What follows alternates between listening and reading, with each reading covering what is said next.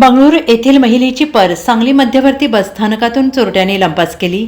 ही बाब बस माधवनगरमध्ये आल्यानंतर महिलेच्या लक्षात आली। त्यानंतर संतप्त प्रवासी महिलेनं छत्रपती संभाजीनगरकडे जाणारी बस तब्बल 2 तास रोखून ठेवली। अखेर संजयनगर पोलीस ठाण्यात बस आणण्यात आली।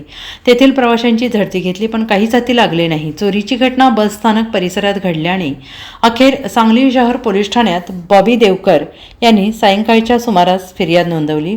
त्यांच्या पर्समधील 25,000ची सोनसाखळी, रोख 3,000 रुपये असा 28,000चा ऐवज चोरट्याने लंपास केल्याचं फिर्यादीत म्हटलेलं आहे। याबाबत माहिती अशी की बंगळुरू येथील बॉबी देवकर यांचे पती सुरेश यांच्यासह 19 रोजी त्या मिरजेत आल्या होत्या। सुरेश यांचे नातेवाईक श्रीकांत देवकर यांच्या मुलाच्या लग्नासाठी हे दाम्पत्य आले होते।